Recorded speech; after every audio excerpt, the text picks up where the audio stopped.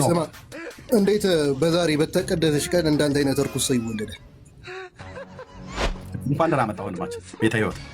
አይ በዛሬዋ ቀን መወለድ እኮ ገርሞኝ ነው። አጋንንት በዛሬ ቀን መወለዱ።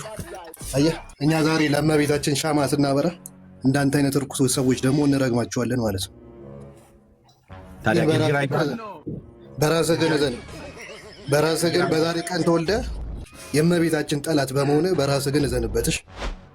ምን ልደቷ የተወለደችበት ቀን ነው ወይ ብሎ መጠየቅ ነው ጠላትነት?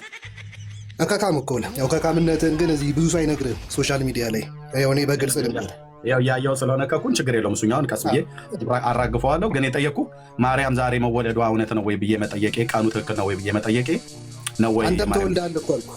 አንተም ተወልደህ አንተ እንኳን መወለድህን አምነን እንኳን የእመቤታችንን ማለት ነው። እና ያው እድሜ ልክህን የእመቤታችን ጠላት ሆነህ ትውላለህ ትኖራለህ። ግን መጨረሻ ቪአይፒ ሲሆን ነው ማለት ነው። እንዳንተ አይነት ሰዎች እኔን መተህ ስለሰደብከኝ መጽሐፎቻችሁ ውስጥ ያለውን ነውር አትሸፍነው። ኦኬ በዛሬው ዕለት በግ ፍየል ሰፈራችሁ ላይ ታርዶ ስጋው ተጠብሶ ተረጫጩት የለ እንዴ? ለማርያም ነው የምትረጫጩላት?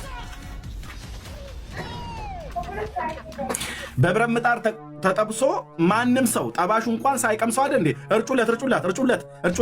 እርጩት በትኑት በተንተን አድርገው ወርወር አድርገው ለእንትኑ ይሻላል። ለእንትናም እንዲህ አይነት ፈልፈልቱ ነገር በጌታ በኢየሱስም ከምድራችን ላይ መጠረግ አለበት አይመስልም? በታሪክና በመረጃና በማስረጃ ከነድፍሯችሁ ጭምር ያው ድፊው ብለህ ስትመጣ እኔ እዚህ እየደፋው ነው ማለት ነው። በመረጃ ነው እና እንደዚህ መድኃኒዓለም ውልውል አድርጎ አንተ ሰይጣንም የተወለደበት ቀን ቻለው እንግዲህ ሰይጣን ብለህ ካልክ መነጽር አድርጎ መጣብህ። ዛሬ ደግሞ ሰይጣን